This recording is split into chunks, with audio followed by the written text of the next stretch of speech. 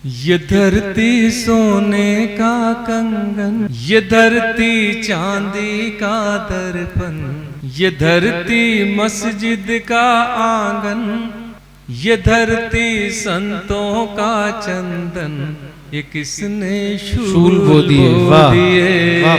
मैं अपने विचारों के बाद आइए हमारे बीच में, हमारे आपके बीच एक सीनियर साहित्यकार, सीनियर जर्नलिस्ट शिफाली पांडे यहाँ पर मौजूद हैं, जिनको हम लोगों ने यहाँ पर आमंत्रित किया, अपनी कविताओं का पाठ भी करेंगी।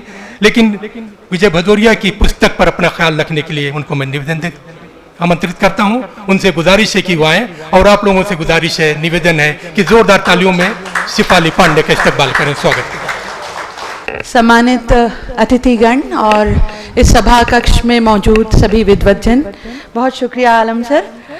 बहुत भूमिका नहीं बनाऊंगी, किताब मुझे बहुत कम वक्त पहले मिली, तो जो सरसरी तौर पर निगाह पड़ी और जो जान पाई किताब के बारे में, तो आपके सामने नजर करती हूँ।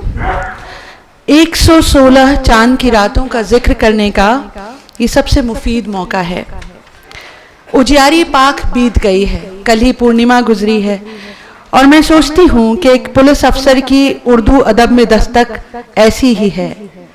काल कोठरी, अपराध, FIR, जुर्म, अपराधी, हत्या, बलात्कार, उस माहौल में इश्क और हुस्न की बात कह पाना आसान तो नहीं है। फिर खाकी 9 to 5 का जॉब भी तो नहीं।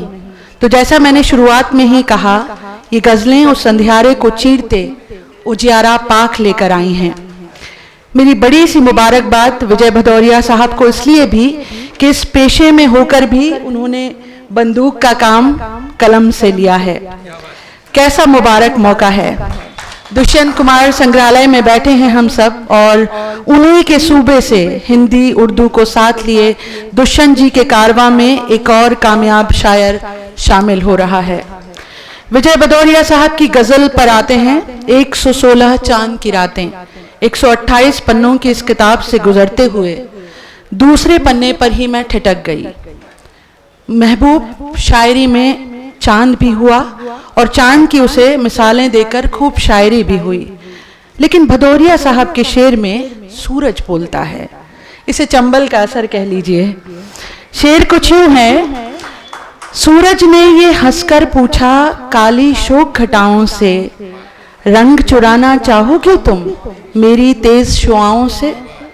एक और शेर जो जज्बात की क्या खूब बयानी करता है।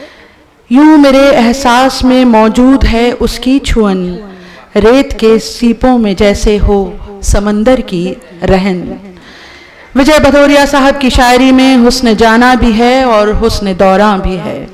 दुनिया के पेचुखम भी हैं। जो तजुर्बे खाकी के साथ दर्ज होते हैं, वो शायरी में जस के तस उतरते हैं। साफ गोई देखिए, एक शेर में वो कहते हैं, मैंने उम्र ये सारी काटी है एहतियातन, मैंने उम्र ये सारी काटी है एहतियातन, कुछ दिन से मन में लेकिन एक पाप आ रहा है। और हालात का अक्स बने कुछ शेर यूं हैं। हाल नहीं है बिस्तर से बीमार बदन के उठने का, हाल नहीं है बिस्तर से बीमार बदन के उठने का, और गरीबी अपने पाँवों में चक्कर रख देती है।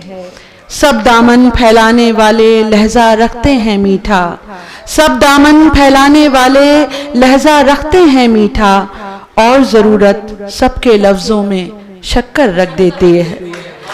विजय भदौरिया साहब की शायरी से गुजरना मोहब्बत के उस एहसास से गुजरना है जिसका दायरा माशूक भर नहीं है, उस दायरे में पूरी कायनात खड़ी है।